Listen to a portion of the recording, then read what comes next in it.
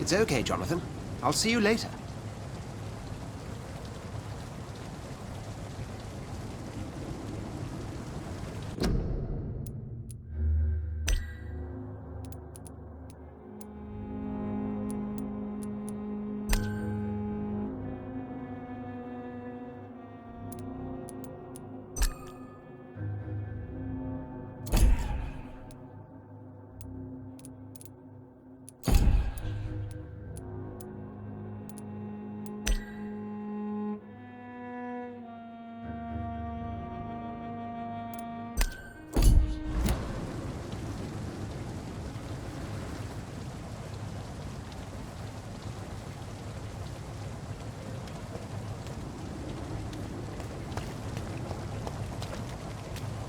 It's locked. Come on, you bastard! You can do better than that! Nah! It's my turn!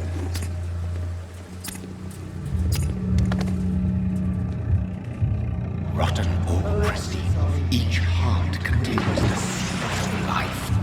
Drink at this river, dry it all.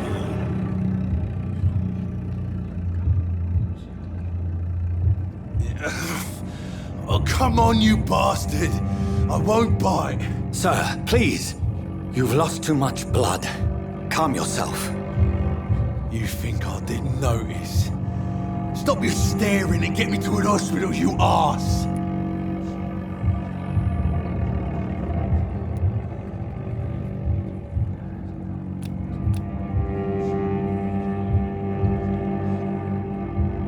Insulting a good Samaritan. Not exactly the way to get rescued. Alright, sorry. I am in pain here. My guts are spilling out onto the street and you're yabbering on. Yes. That's a very nasty wound you've got there. Take my word, I am a doctor. Dr. Jonathan Reed. Name's Clay Cox. I'd appreciate you helping me to a better place, Doc. Follow me, Mr. Cox. Let me assist you to that better place.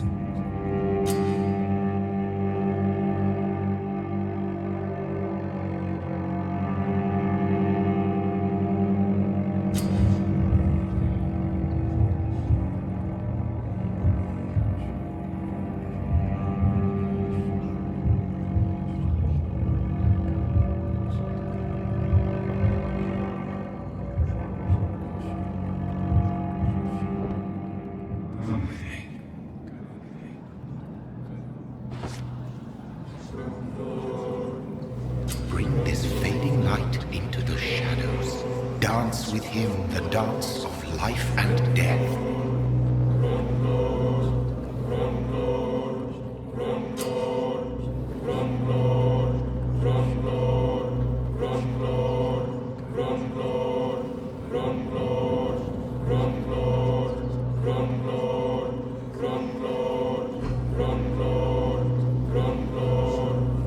No more. Not tonight. Not like this. I will not take another life.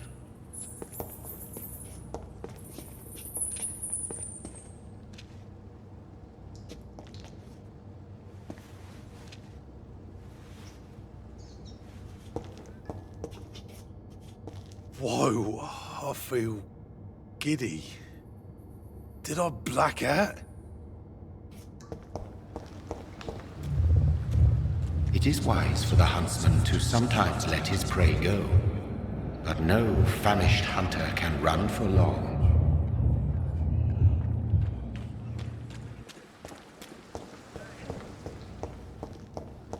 What? What happened?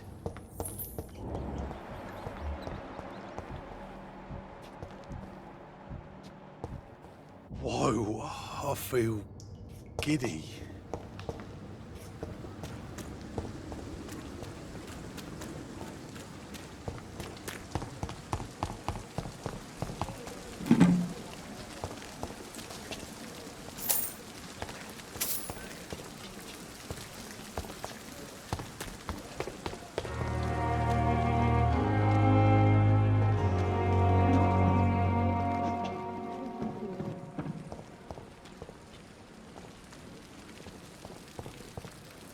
Doctor, where have you been? I've little time to play hide and seek with new staff members, no matter how illustrious they may be. I found a wounded man by the docks. He answers to the name of Clay Cox. He requires urgent medical attention. Already making the rounds? That's the Pembroke spirit. I'll ask our porter, Milton, to bring him back immediately. Thank you, nurse. What can I do for you? Dr. Swansea insisted we provide you a quiet office. You'll find it on the second floor with your name on the door. Thank you. Nurse Crane, isn't it? Yes, Dorothy Crane. Welcome to Pembroke Hospital, Dr. Reed. Your office has been prepared. I would like to ask a few questions first. And Mr. Hampton, the patient we brought in, how does he fare? I gave him a sedative to help him sleep. Poor thing was in quite a state of shock. If you could point me in the direction of my room again, nurse. Second floor of the hospital, left after the stairs. It's the last vacant office at the end of the corridor. What kind of man is Dr. Swansea? Well, you accepted the job from him. I thought you would have known about your employer. It's right to assume Dr. Swansea knows far more about me than I do about him. You'll get to know him soon enough, and better than me. The administrator has better things to do than mix with us. Apologies, I've only just met him the once. This is sudden. I've only just returned to England. Dr. Swansea is a brilliant surgeon and the most compassionate physician. Thank you, Nurse Crane.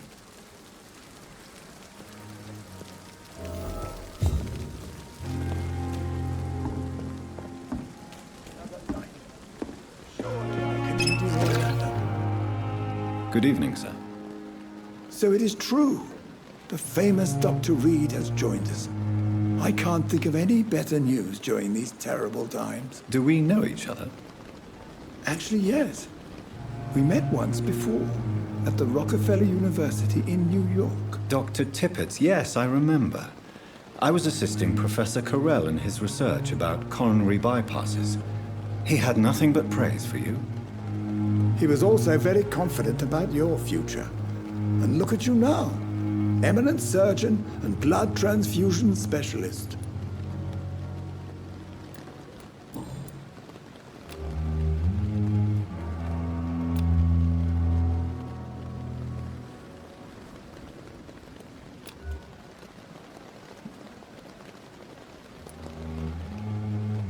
What is the Pembroke Hospital situation?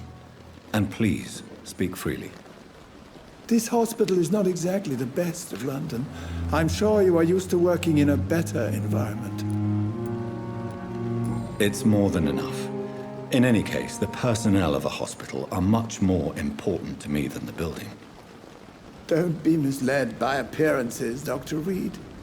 This hospital does not lack talented people. It just lacks hope. What can you tell me about the staff in the hospital? Some are really good, and others are not so good. But during this troubled period, there is no time for slander. I prefer to focus on the positive character traits. Tell me more about cherished people, then. Nurse Brannigan is a pearl. She is the most helpful and dedicated nurse I've ever worked with.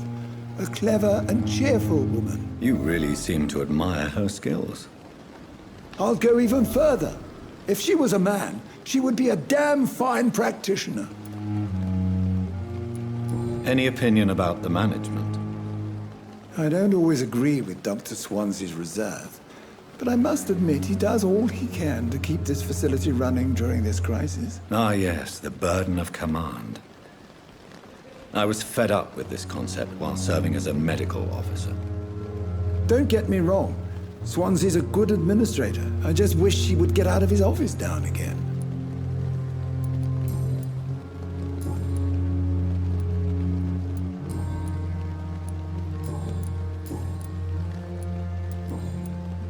Goodbye, Dr. Tippett.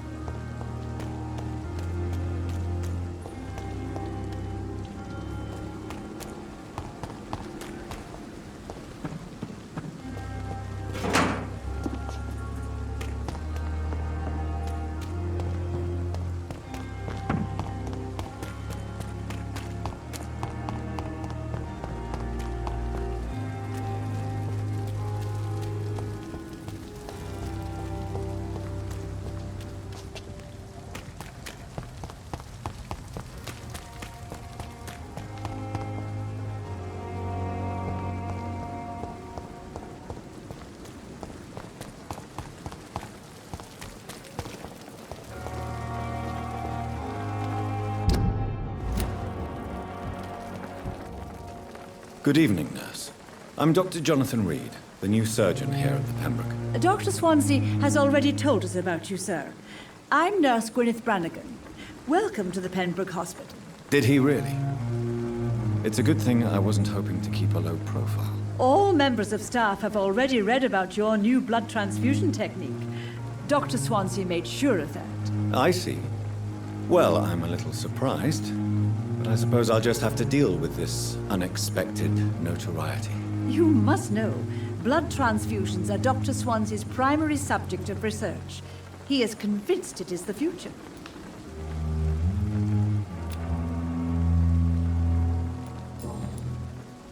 How are things here? Not good, to say the least. We're struggling against an invisible enemy, more lethal than any bullet from a gun. It's hard, Doctor. An invisible enemy? Quite a poetic term for a disease, especially from a nurse. Sorry, Doctor. These last few weeks have been exhausting. We could all do with a good night's sleep. Do you think this hospital can survive the epidemic? We are all volunteers here, and we're trying to hold fast, but how do we beat an invisible killer? Some nurses have already resigned. I'm not familiar with all the staff yet. Perhaps you could help me. Brilliant professionals, most of them. Dr. Swansea has a gift for recruiting talent. Most of them. Is there a problem I should know about, nurse? It would be inappropriate for me to speak ill of a colleague. Is there anyone that stands out? Well, I have never met someone as dedicated as Dr. Tippett. He should be a standard for us all here. If only he were younger. Why should his age be a problem? I guess it's fair to say he's always pushing himself to the limits. He just doesn't know when to stop and get some rest. Nurse Brannigan, if you do know something, please tell me. Anything you say will be held in confidence. No. I may disagree with some conduct, but in the end, everybody is doing their best.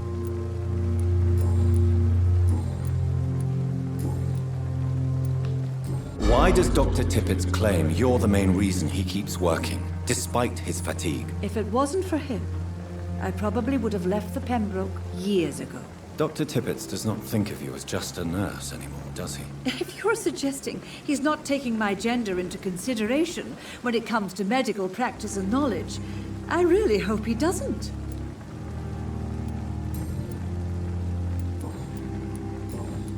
Goodbye, nurse. Call me if you need assistance.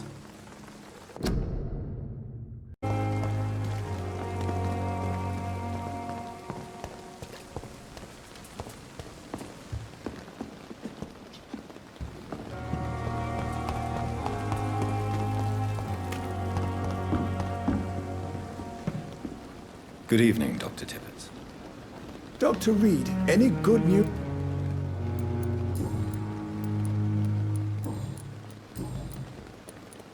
You're exhausting yourself, Corcoran. Maybe you should think about preserving your strength. No. We must keep on healing all those poor souls. We are the last rampart before chaos. Once more unto the breach. Nurse Brannigan is worried about you, Doctor. She should not have told you that. I will have a word with her. You don't have to blame her for her honesty. I'm not that kind of man, my dear Jonathan. Actually, Nurse Brannigan's opinion is the only one I may listen to.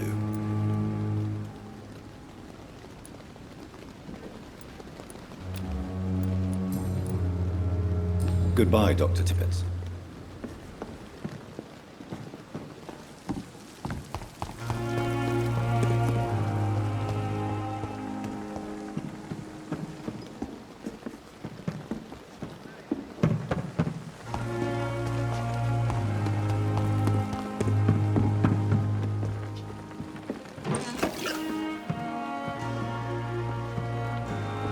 The patients are not fools. They know we are overwhelmed by this horrible... Good evening, sir. I'm Dr. Jonathan Reed. I'm new here. I've already heard about you, Dr. Reed. I'm Milton Hooks. The ambulance driver for this shithole of a hospital. That's quite a blunt introduction, Mr. Hooks. You can call me Milton. I like to speak my mind, Dr. Reed. Perk of the job. Don't judge me, and I won't judge you. I'm not sure I understand what you're talking about.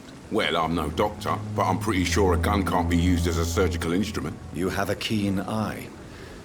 I learned to shoot during the war, and have carried one ever since. Old habits die hard. No need to explain, Dr. Reed.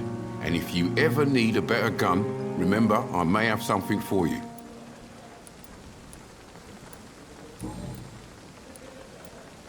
Are you really smuggling weapons through the hospital? And why not? I've already been attacked by patients, you know. And by gang members willing to steal my money. But you're not defending yourself. You're selling guns to civilians. You keep people alive your own way, Doctor.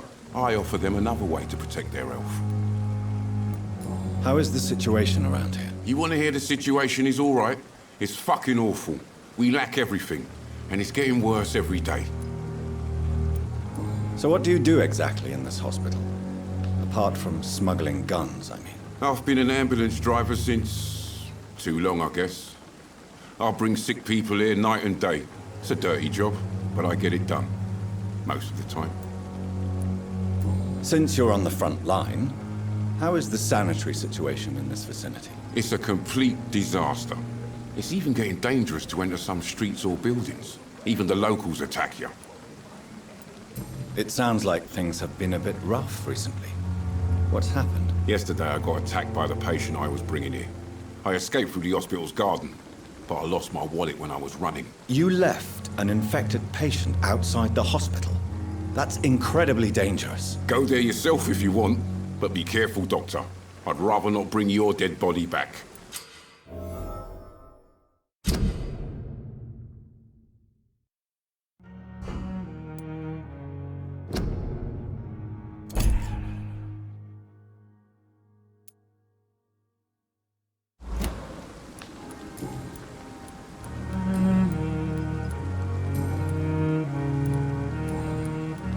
I'd like to see your goods. Wise choice, Dr. Reed.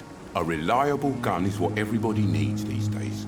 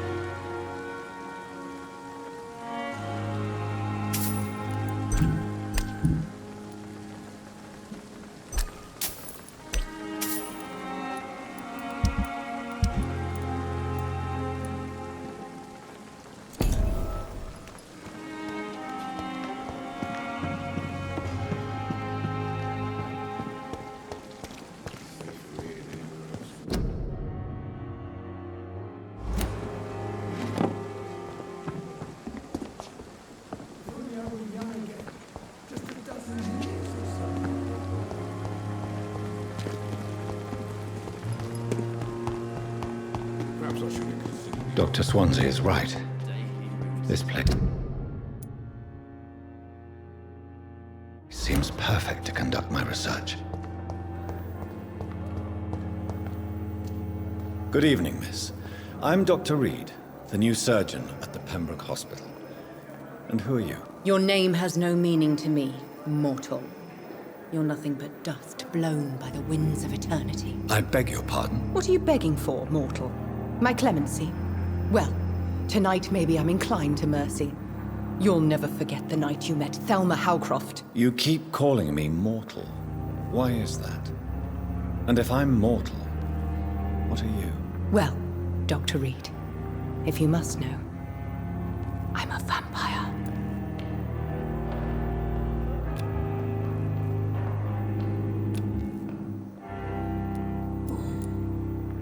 And why do you believe you're a vampire? I don't need to believe anything. It is what I am. It is what I feel within this hollow shell of flesh. I see. Have you ever heard of Cotard syndrome, Miss Howcroft? Never. It's a mental illness discovered by a French neurologist named Jules Cotard. The affected patients are delusional. They believe that they are putrefying, that they are dead, a ghost or a ghoul, or in your case, a vampire. Delusional, you say? Oh, sad and petty mortal. You can't even begin to understand the concept of immortality. And you think it is I who am delusional.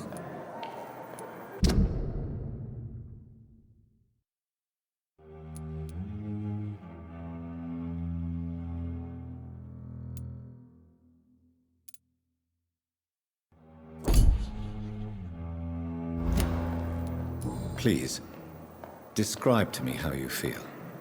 What is it like to be a vampire? I can hear my body crumble from the inside as my flesh cracks and fades. I sense the last pulse of postulant blood within my drying veins. I need new blood.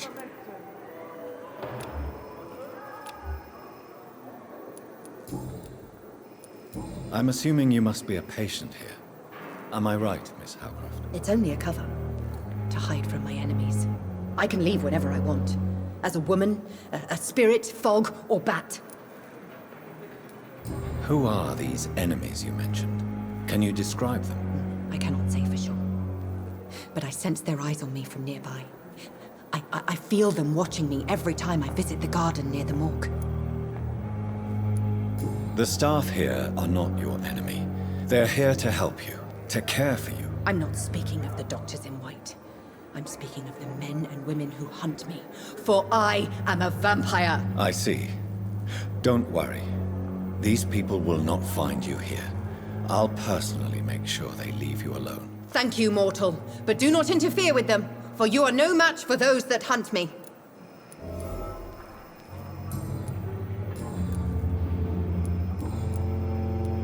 Who are you really, Miss Howcroft? I mean, apart from being a vampire. Is that not enough for you, puny mortal?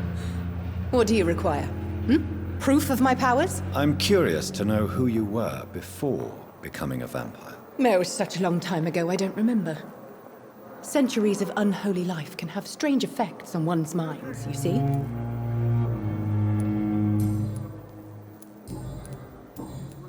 I'll leave you, Mistress of the Dark, to your nocturnal activities.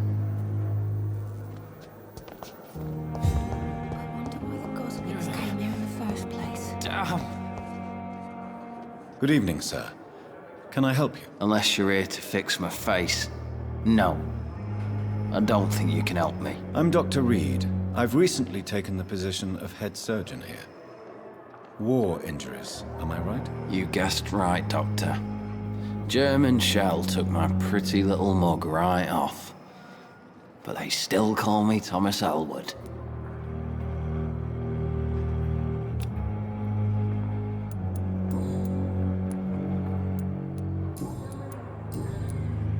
How is your stay with us, Mr. Elwood? Oh, it's bliss. I just escaped death in the trenches to be surrounded again by the moans of the dying. Can I ask you precisely why you're a patient here? It's the pain, sir. The drugs don't work. It just hurts under the scars, if you get my drift. Can I do anything for your pain? Nurses gave me a bunch of pills. No effect. Told you. It's like the flames are under my skin, burning away. Who is treating you? Is someone in particular looking after your case? Nobody since the old and tired doctor spoke to me. Started to think I was forgotten about. Wouldn't blame you. You don't seem worried by that. My face hurts so much more when I smile or cry. I've learned it's easier not to speak. But be assured I'm smiling inside.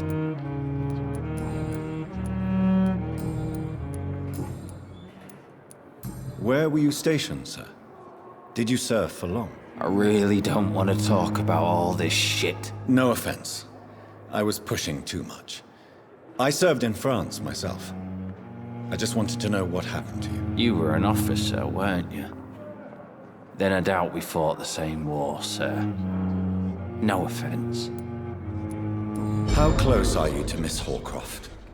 Are you aware that she thinks she is a vampire? To wait for her next nibble is the best reason to stay here. Every time she approaches my bed, she treats me like something tasty. A normal person. Aren't you afraid? She may hurt you if the game goes too far. She's quite harmless, I can assure you. Her head's broken inside is all. While I'm busted on the outside. But she's still beautiful.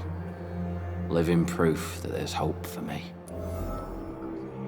So do you let her bite you? You know that's not sanitary. And why not?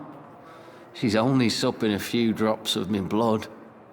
And the pain, it's real for once. She could decide to bite less willing patients. Then it's another good reason for me to stay here, Doctor. You do realize she's mentally disturbed. It's called the Cotard syndrome. She truly believes she's a vampire. In her madness, she never refers to my scars. And frankly, if I could, I'd join her world.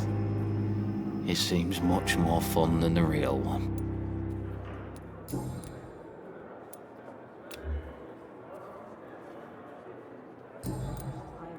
Goodbye for now, Mr. Elwood. Disgust on every street corner. The daily routine. Good evening, nurse. Good evening, Doctor. I don't think we've been introduced yet. My name is Pippa Hawkins. And I'm Dr. Jonathan Reed. Dr. Swansea has recently offered me a position in this hospital. Well, it's a euphemism that your help will be appreciated, Doctor. How would you describe the situation at the Pembroke Hospital? It's serious.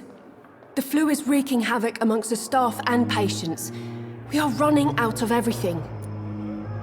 You must get a hold of yourself, nurse. Sorry, I'm exhausted. No one has any idea when this epidemic will be over. Nurse Hawkins, the Spanish flu won't last forever. Even the Black Plague didn't kill everyone. I wish I could believe you. But what if this epidemic was worse? What if in the end, nobody was spared? How long have you been a nurse? Well, long enough to see that the epidemic is winning. And no matter how qualified you are, don't tell me you'll change that. You'd be surprised what dedication can achieve, Nurse Hawkins. In medicine, sometimes we're just a test result away from a miracle. Sorry, Doctor. I don't want to sound bitter, but I'm just too tired to give a pep talk like Nurse Brannigan. How is the Pembroke staff coping with the epidemic? Well, not well. Milton, the ambulance driver, is even more grumpy than usual, especially concerning doctors. Why is Milton grumpy on a daily basis? Is it just an act? Milton's not the kind of man who's bothered about a bad reputation, whether he deserved it or not. Why does Milton dislike doctors? I don't know. Just ask him. But be warned, Milton is not the chatty type.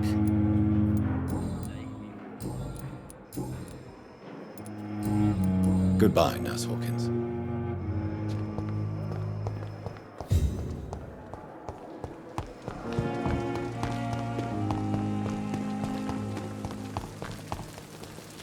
Good evening, Milton. Good evening, Doctor.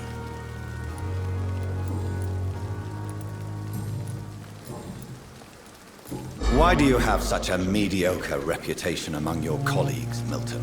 Fuck them. Nobody knows the horrors I've seen since working here.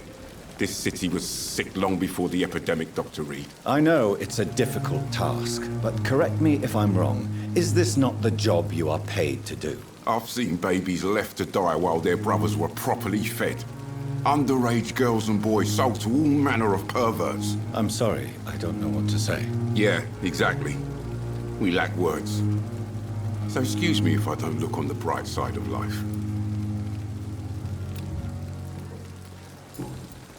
Goodbye, Milton.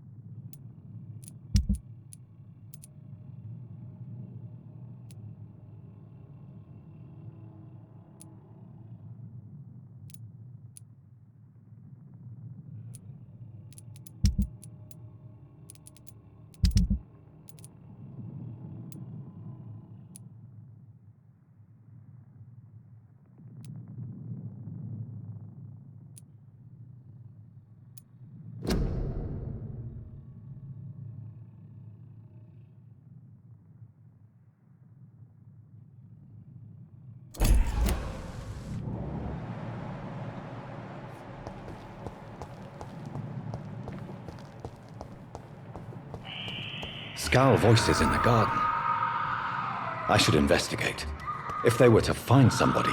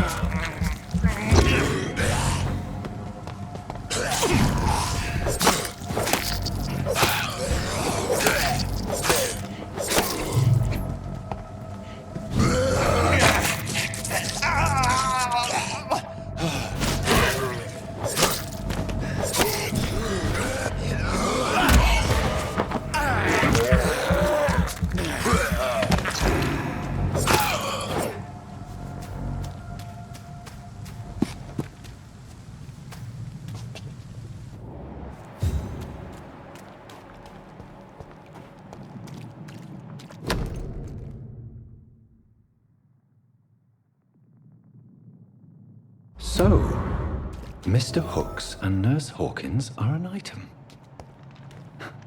Those two have hidden their affections well.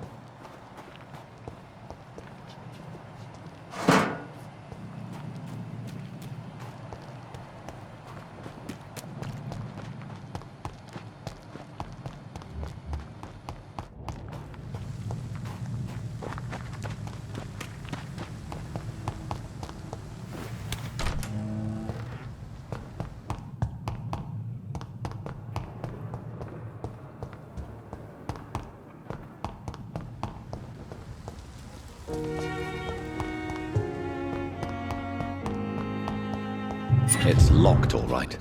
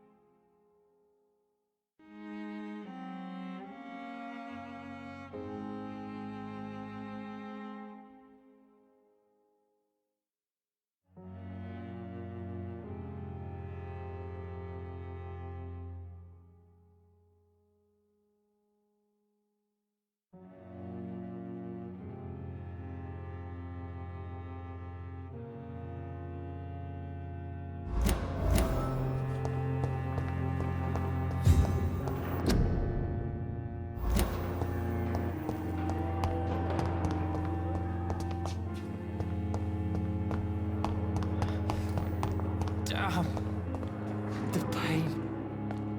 It's here again. Good evening, Mr. Hampton. How do you feel? Dr. Reed, is it? Oh, Sora, I must apologize for my behavior. What do you mean? I was not myself in the factory. Fear and exhaustion made me say awful things to you, I'm afraid. You remained perfectly nice and polite. A little delirious, perhaps. But who wouldn't be after enduring an abduction? Thank you, Doctor. That's a relief. Now all I need to do is rest and return to my flock. How did you end up in William Bishop's den? I had received alarming news about his recent behavior. I went to his place and he refused to let me go.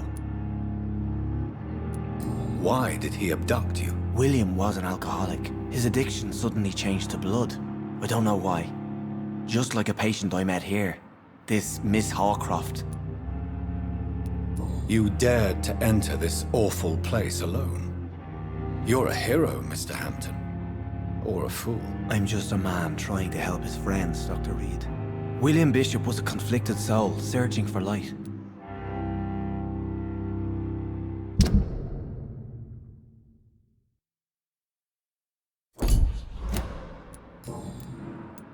Do you know Tom Watts, the bartender from the Turtle? I met him before I found you in the canning factory. Tom? Yes, of course. Always the helping hand, good old Tom. Without men like him, corruption and despair would have wiped out the East End long ago. People are still in despair. How could it be otherwise? The authorities have left us all to rot in this contagious nightmare. No drugs, no advice, nothing. It's a damn shame. Who should I avoid in this part of town, then? Any particularly evil figures? Not really. Most men and women are just doing their best. And it's not my habit to speak ill of people I know, Doctor. What is the general situation in the East End docks? The situation has always been tough, with a lot of tensions between the gangs and the dockers' trade union. The wet boot boys are very nervous since they lost their leader. Who leads the gang now? Since Clay Cox went missing, it's his wife Edwina who runs the show, with the assistance of her minion, Booth Digby. Has the gang been threatening you? Ah, no. I've had this nickname for so long, you know, the sad saint of the East End. No one dares to bug a saint, not even criminals.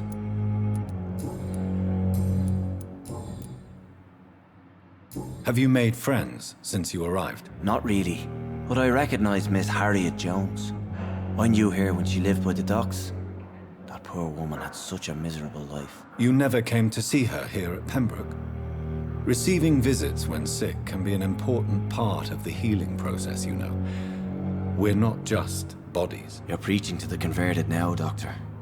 To be truly honest, I thought she was dead. She left the docks many months ago. What do you do for a living, Mr. Hampton? I can't help but notice the cross around your neck. I manage a night asylum for the poor and homeless of the docks. And I try to guide the lost and hesitant on the right path to our Lord. Are you a priest, Mr. Hampton? A deacon, maybe? Not at all, Doctor. I'm just a man of faith willing to preach the good word. Why didn't you use your cross against William Bishop? To repel him somehow? That's a very strange question, Doctor. A cross is no magical token, if that's what you were trying to say. Not mine, anyway. How do you feel, Mr. Hampton? Medically speaking, I mean. I feel exhausted. Beyond exhaustion, actually. William drank so much of my blood in his madness. I feel empty. You're in good hands here. Dr. Swansea is well versed in blood transfusion, and I'm sure he'll take the best care of you. Thank you, sir. I believe all I need is rest, and then I can go back to the people who need me. Goodbye, Mr. Hampton. We'll talk again later. I cannot enter. They're disgusting.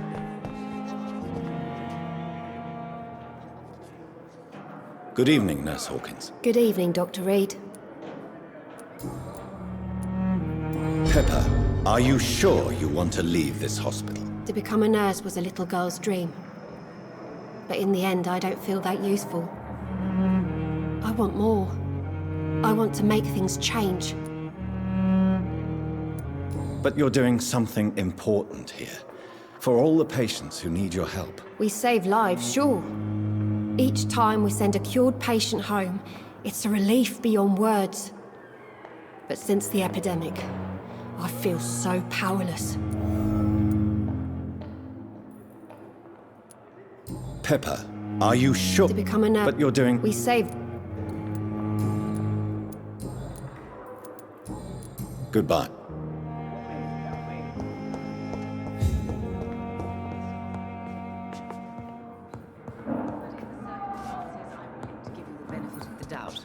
Oh, sweet girl. Reads me like a book. Never could keep anything from her.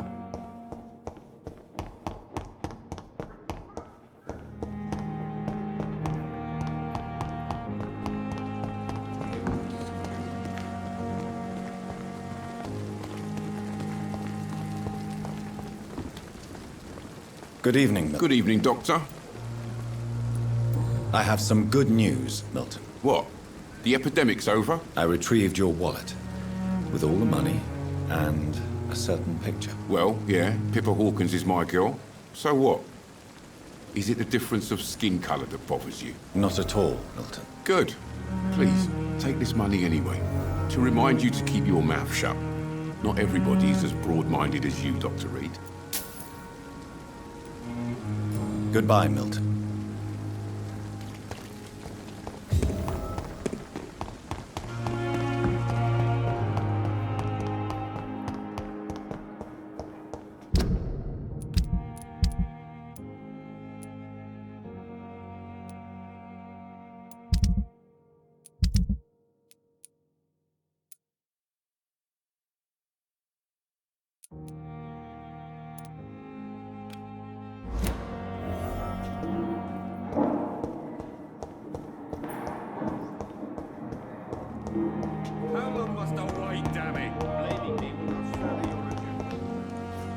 Thelma Howcroft said she was being watched by vampire hunters. Where are they hiding? I should investigate. It's locked. Good evening. I'm Dr. Reed. Always a pleasure to meet a colleague, sir. Especially when he was supposedly dead. A colleague? Are you a doctor too? Not anymore, sir. I used to be Dr. Rakesh Chadana. Now, I'm just Mr. Chadana, pawnbroker and humble guardian of this morgue. What do you mean, you used to be a doctor? Was your license revoked? No, sir. It is just that I like to be precise. I run a little pawn shop while taking care of the dead. But I used to be a real doctor.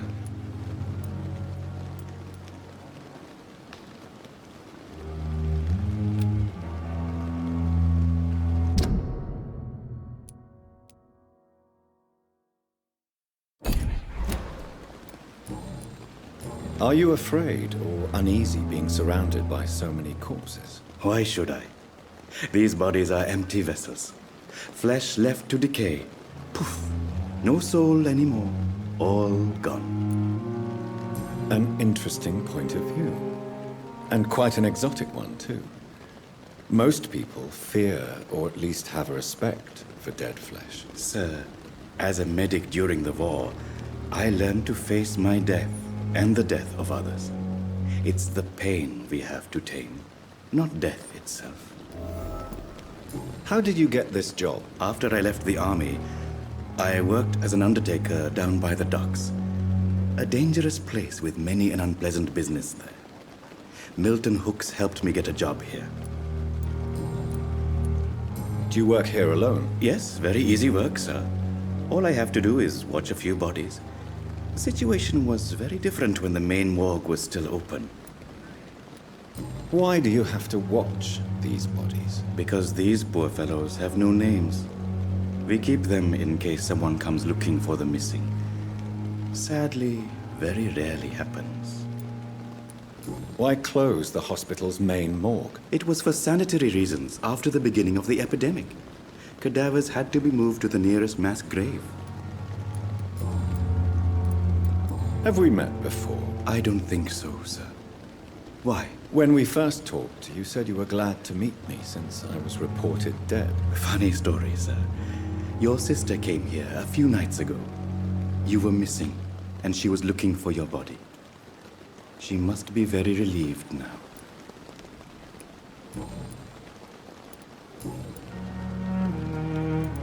A pawnbroker? I expect you get all types of people here. Yes, sir. All kind of people. For I sell all kind of goods. Who comes here to trade with you? It's very unhygienic, even unsafe. Diseases can spread. For the customers, for the hospital. I'm very cautious, sir. I've been a doctor, remember? And all my clients are good people. In fact, I think I only know good people. What kind of goods? With the quarantine, it's not always easy to buy things. So I trade, I exchange. Some people sell, some others buy. I like to help. Since you're not afraid of dying, do you believe in life after death, Rakesh? No. I believe we must do all the good we can while alive.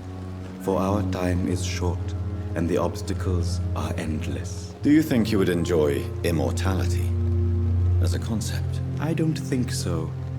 Don't mistake me. I love life, and I'd like to live a long life. But everything has to decay, sir. Even goodwill.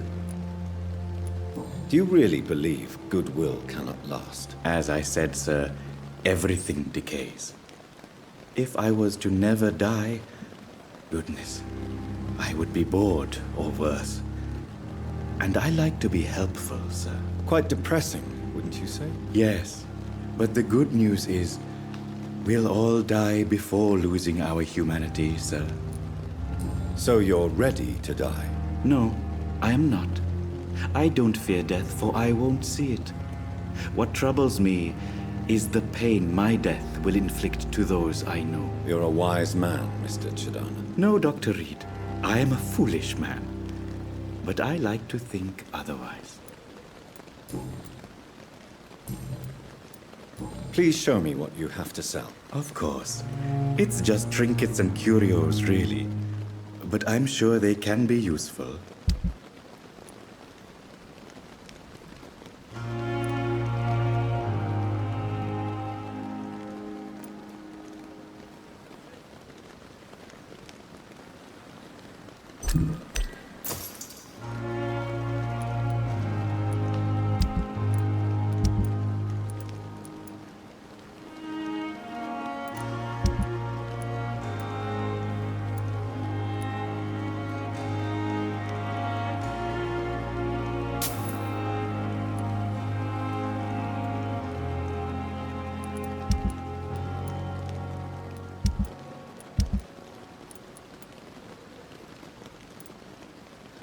Never ceases to amaze me how you, the dead, see...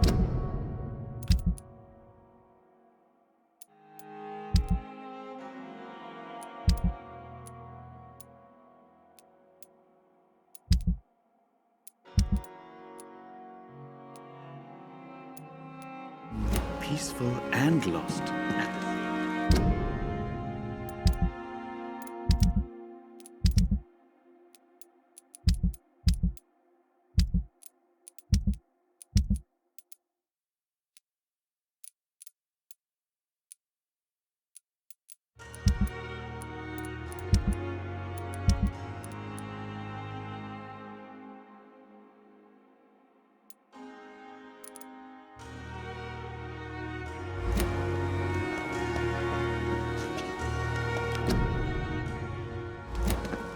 It's locked.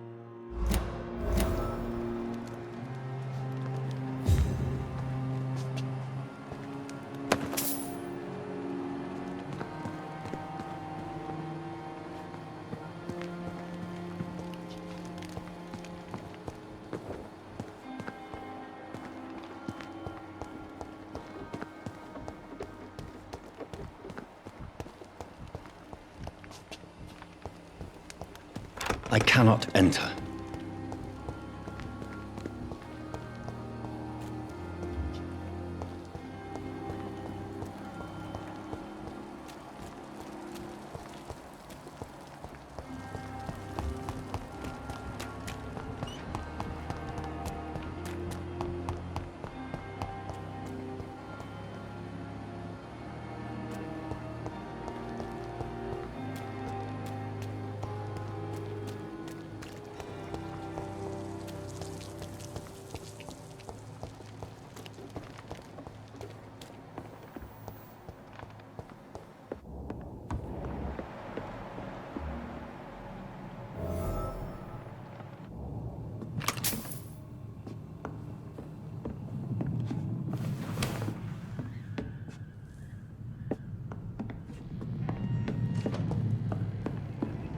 It's one of them!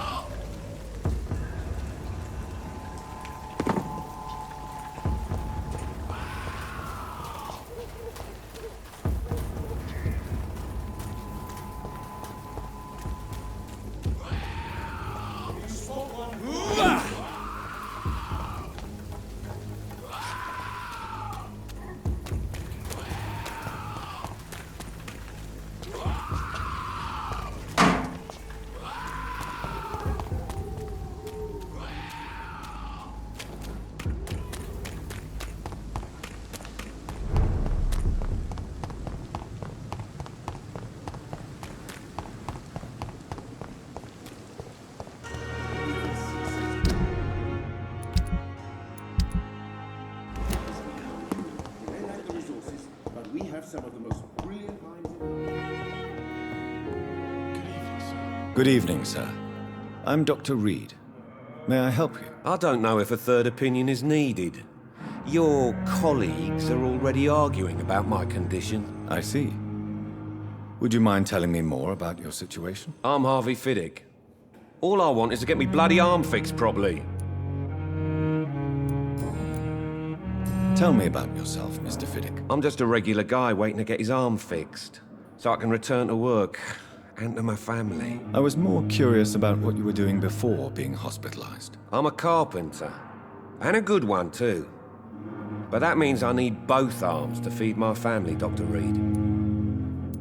Tell me about the doctors who are arguing about your case. Strickland and Aykroyd.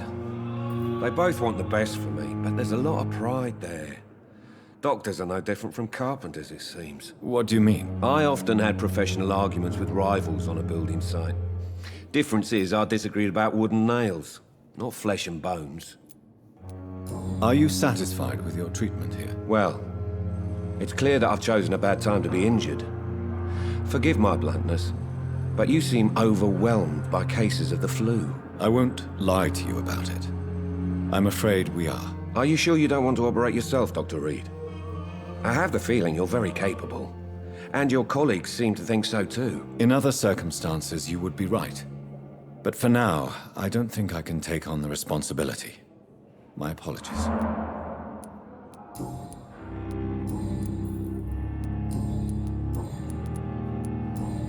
Goodbye for now, Mr. Fiddick.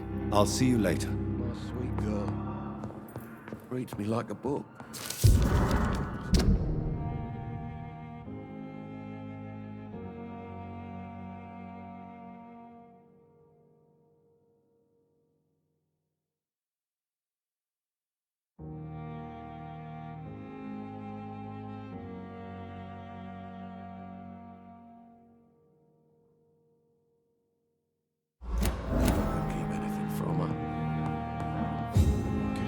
Good evening. Good evening.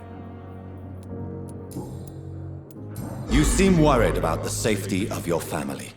and it's obviously the reason why your wound troubles you so much. I cannot give up on my children now. They both need me living. What about their mother, if I may ask? She died in 1915 during one of the first Zeppelin raids. We never found her body. Tell me more about the death of your wife, Harvey. 1915. I was in the army, building workshops for the Royal Flying Corps.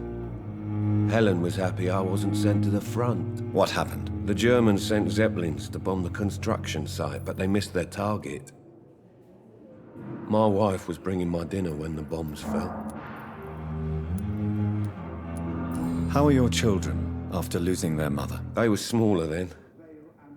The only good thing about this is my Helen didn't bring them with her that night. I'm sorry for your loss. So many died during the bombings. I served in France and witnessed the carnage there. I would like to say that she didn't suffer. Truth is, I have no idea. I just know that I'm all that me kids have. Poor little bleeders. Goodbye for now, Mr. My sweet girl. Reads me like a book. What can I do for you, Doctor? Thank you.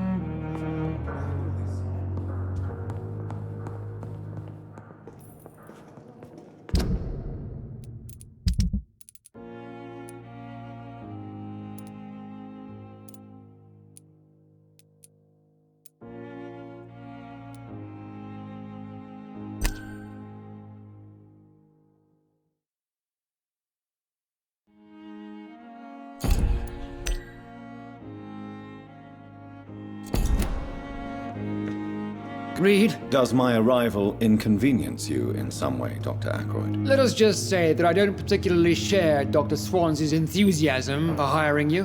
What we need here are reliable professionals, not overrated dabblers. If you have a problem with me, Dr. Ackroyd, please feel free to tell me. Dr. Swansea has imposed your presence on this hospital without asking anyone's advice. The benefit of his position.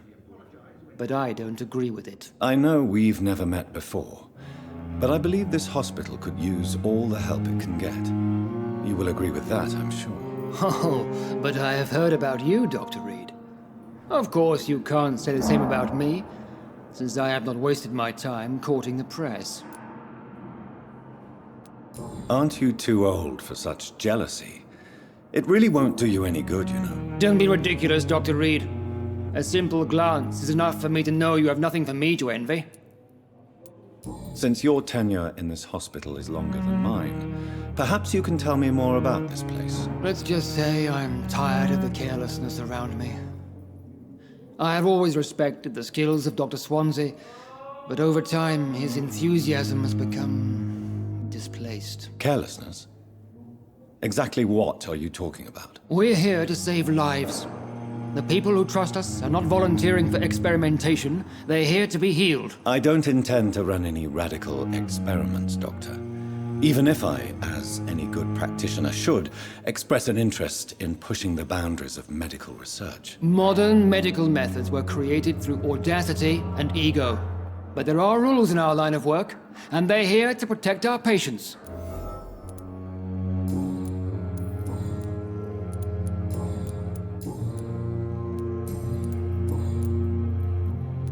I don't know what you've heard about me, but I have already proved my value as a practitioner. I don't question your skills, Dr. Reed, but your motive. Is it money, fame, or are you truly dedicated? And what exactly is that supposed to mean? I served in the war just like you. But unlike you, I did not use the wounded to play the modern sorcerer. Be careful what you insinuate, Dr. Ackroyd. I only want you to admit you used those men to improve your theories. I don't see any reason why I should justify my actions to you. That's true, Dr. Reed. The only judge has to be yourself. The question is, are you judging yourself hard enough? It seems you have bad memories of your military service. I refuse to see this industrial slaughter as scientific progress. War only reveals the worst in men. We can at least agree on something, Dr. Ackroyd. Do you need my assistance? Not at all. I'm sure that you are used to gaining people's trust with your impressive skills. Well, it will not be the case with me.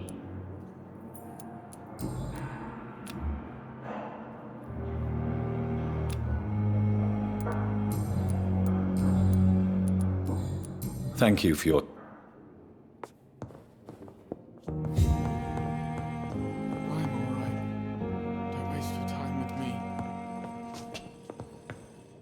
What can I do? Thank you. Good evening, Doctor. I believe we're going to be working together. Dr. Reed. Dr. Swansea informed us of your arrival, but I could not dare to believe we'd have such good fortune. Such an honor, sir. Thank you. And you are? I am Thoreau Strickland, Dr. Thoreau Strickland. I'm a great admirer of your work, Dr. Reed. Do you need my medical attention, dear colleague? You don't have to worry about me, Dr. Reed. I am here to assist you, not to be a burden.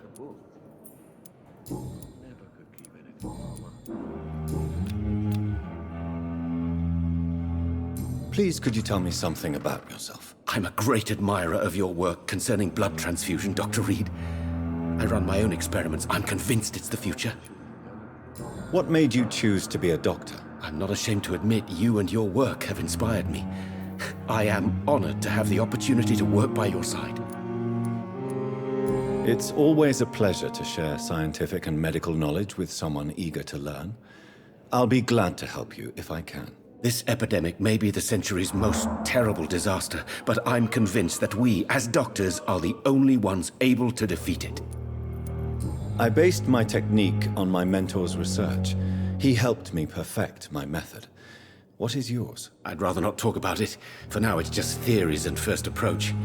My process is purely experimental and unsuccessful. As long as you're cautious and methodical, you may remain empty-handed, but you won't fail. You're not the first one to warn me, but I am convinced knowledge is the main weapon against the ravages of this epidemic. What can you tell me about the Pembroke? Well, it has always been an honor to work with Dr. Swansea. But with your arrival, I can't think of a better opportunity to learn about blood transfusion. Do you need help with anything in particular? Well, yes, maybe. I'm waiting for a batch of products I ordered for my personal research, yet my supplier seems to have vanished. Do you want me to play the errand boy for you? Oh no, Dr. Reed. But if you went personally to his shop, what with your reputation and all, he wouldn't dare to refuse the products I need. I see. Well, give me the address, for I may pass by if I have time. You seem quite optimistic. It's a rare and precious attitude in these difficult times. I'm convinced that this epidemic is a test of endurance and dedication for us men of science. Questions remain about our capacity to resolve the situation. True. Last summer, during the first wave of the epidemic, I used to joke with Milton about the extra work. We're not smiling now. What do you think of Dr. Ackroyd's aversion to modern medical methods? It's a shame he's so narrow-minded. Dr. Swansea taught me that science is about exploring uncharted territory. I'm convinced that's true. With the influenza and all that's going on, you should put your differences aside, don't you think? Why is it so difficult to work together? I believe that if Dr. Ackroyd had been the one to discover the transfusion process, he would be the first to recommend its use. So you believe it's just a question of jealousy and pride? Dr. Ackroyd is as proud as he is blinded by his obsolete concept of medical science.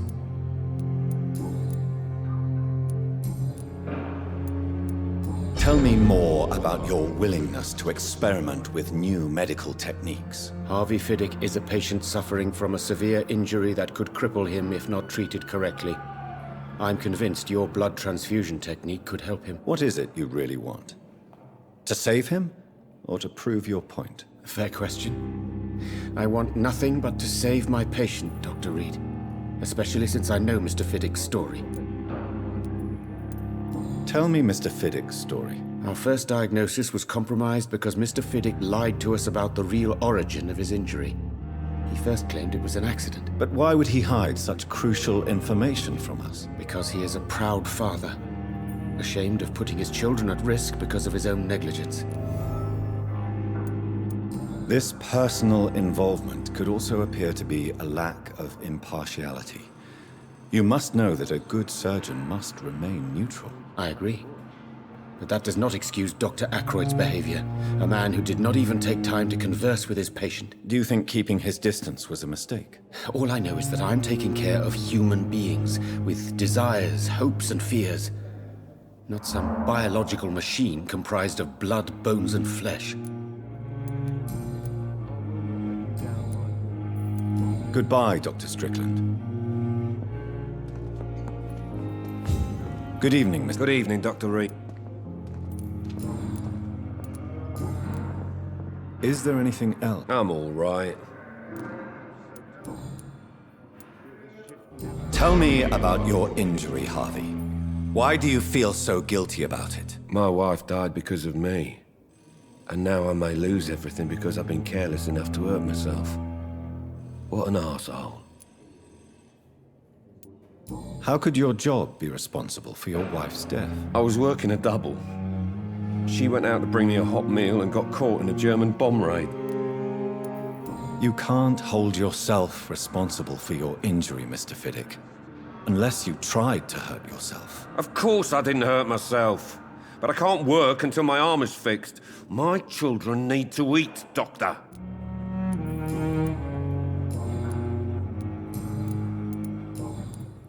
I will not let you down, my boy.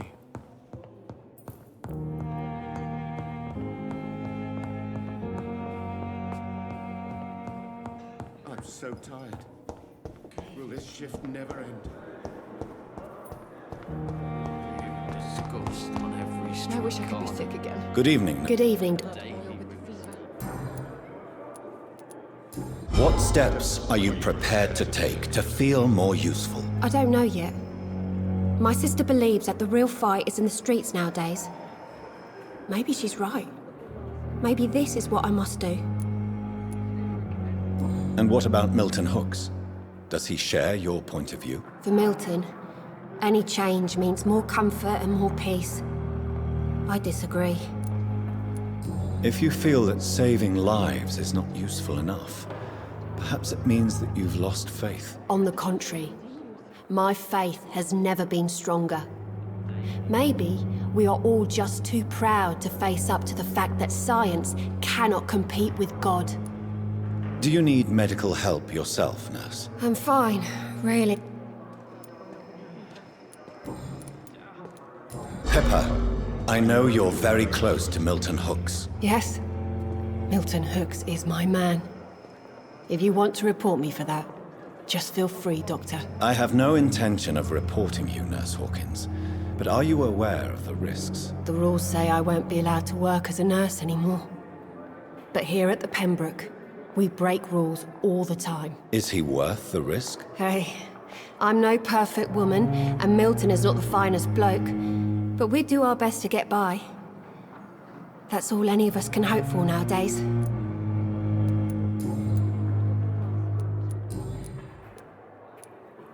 What steps? I don't know. Goodbye. The pain. It's here again. Good evening. I need blood, Doctor. Do you require... I have no need for your medicine. Tell me, Thelma, what do you really know about vampires? I saw one and he saw me. I watched him hunt and kill. I saw his terrible wounds heal as his victim died. And then I knew I was saved. You mean you actually saw a vampire? Here in London? Yes. And it has been the answer to my pain. I must drink and kill to regenerate my decaying body. I am a vampire too. No. You are deluded. You think you crave blood, but you have no physical need for it. You have no idea what that is like. But what am I feeling? It cannot only be in my head. I know my flesh is rotting. I feel it. It disgusts me. Tell me, Thelma, Why do you feel so attached to Mr. Elwood? Why him? I'm not sure, Doctor. I think we have a bond of some sort. We've both suffered so much. He's the only mortal I find interesting. Do you plan to make him a vampire too? Of course not. How could I inflict my curse on anybody else? I'm not that cruel, Doctor. Would you say you and Mr. Elwood are romantically involved? No. No, Thomas is a delicate soul. Even though he disguises it. But I am not the woman he needs. No, for I am a vampire, Doctor.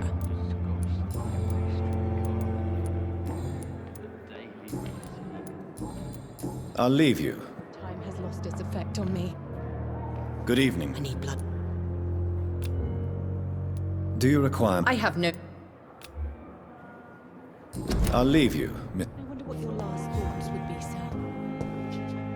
Good evening. Soldier. I'm fine. Just...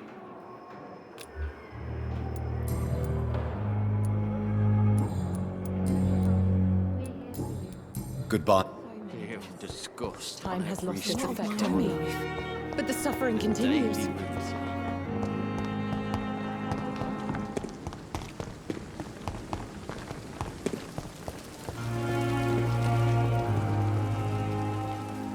Good.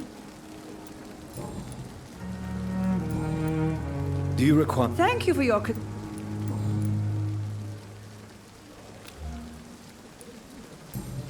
Goodbye.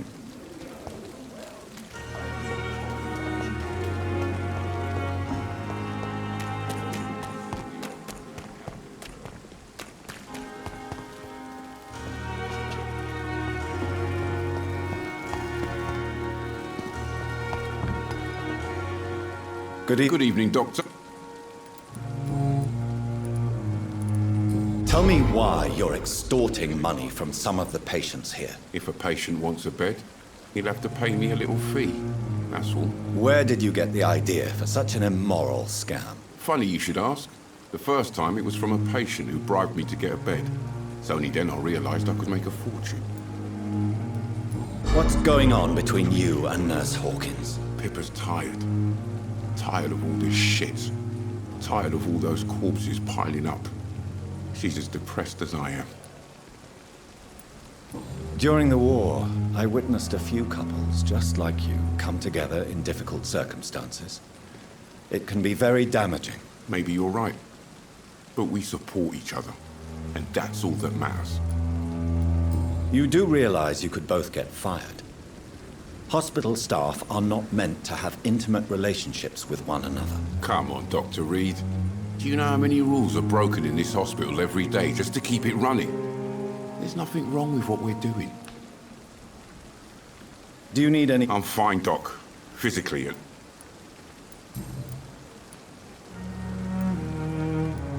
What? Pippa's... Do you know that Nurse Hawkins is thinking of leaving the hospital? That's not a surprise. We've talked about it already. Does it not bother you? Sometimes I think she may be right. We should run away while we can. The question is, where can we go? Where is it safe? Wise choice.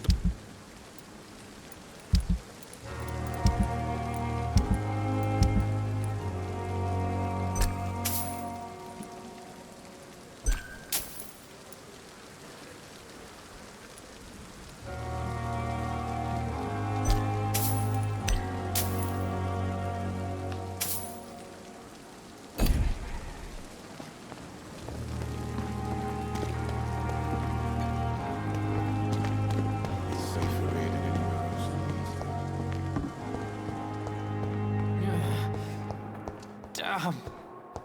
The pain. It's here again. So many deaths. And what of my own life?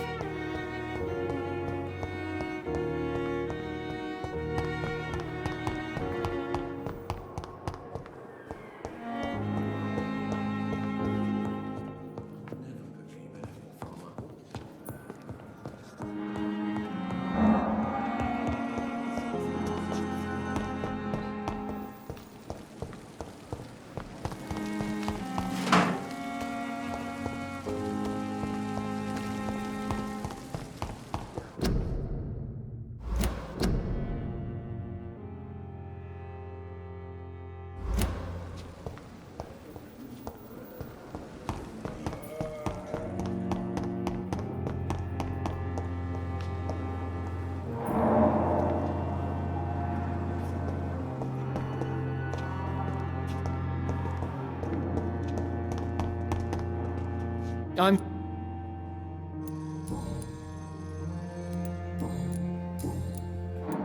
Tell me, Waverley, what do you think of Dr. Strickland's enthusiasm for his experimental research? Strickland is playing with his patients' lives for pride and glory.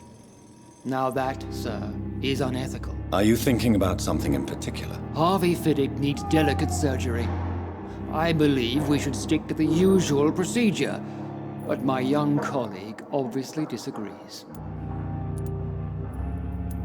Why do you wish to lead this surgery? I strongly believe that Mr. Fiddick should not be butchered to test an unproven procedure.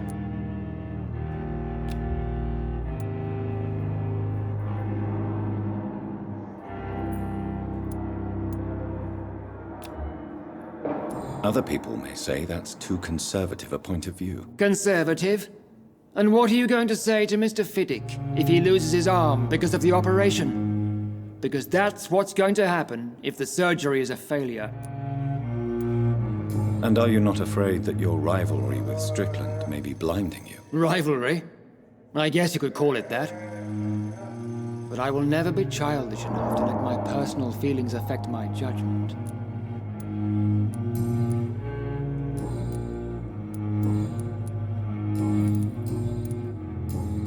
Thank you.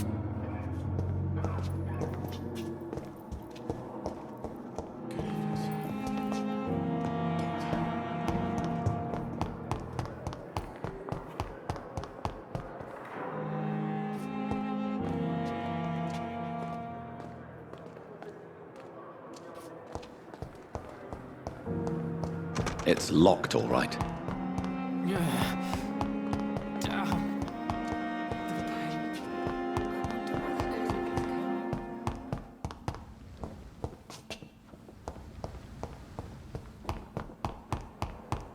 It's locked, all right.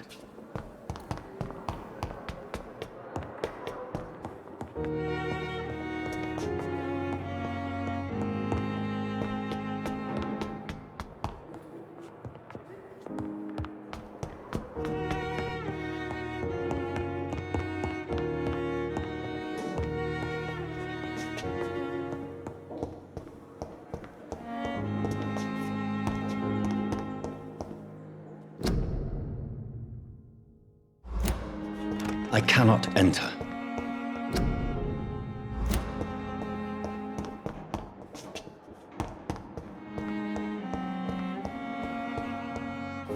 It's locked.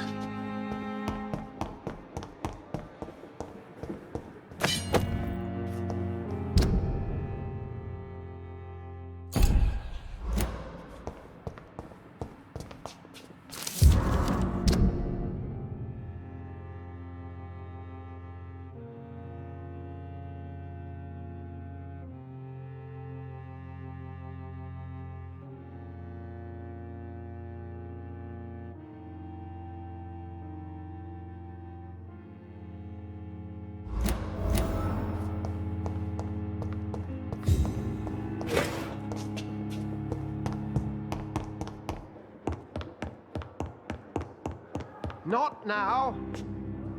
Please come back later.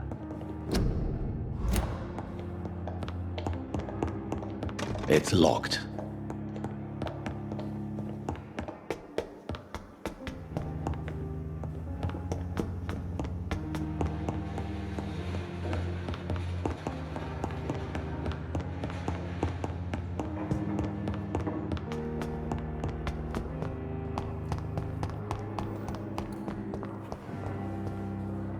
Good evening, Mr. Evening, Doctor. Why do you feel responsible for the injury, Thomas? What really happened? I wasn't disfigured by any German shells.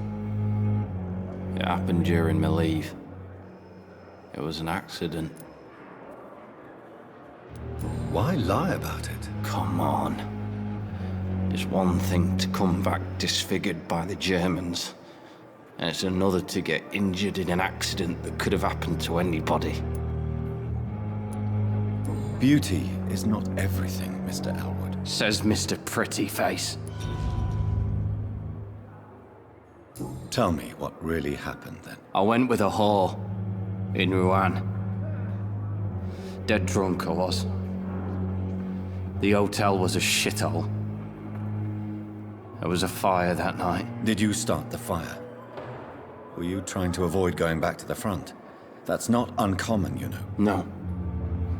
It's just that I was asleep when the flames reached the room. The girl was long gone. Bitch never woke me up. Left me to burn. What? Come on. Beauty. Says me.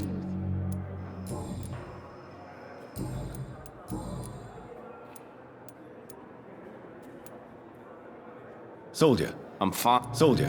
I'm fine. I wish I could be sick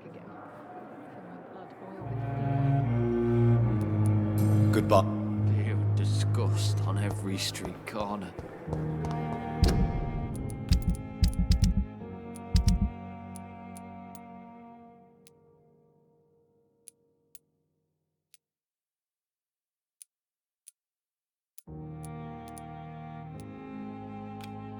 Daily routine.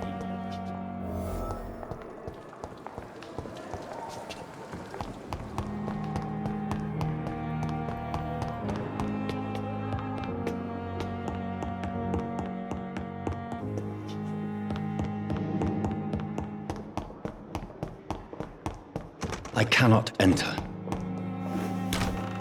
This must be the place. It's definitely away from prying eyes. Relegated to the shadows. A kingdom of my own. At least I won't be sleeping in a coffin.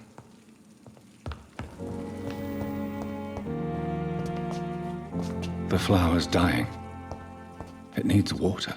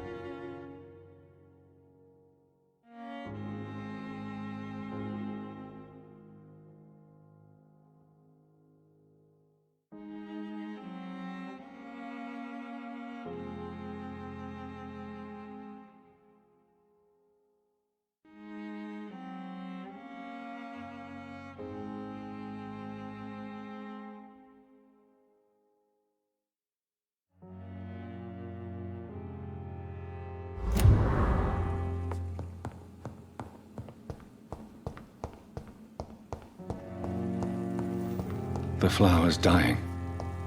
It needs water.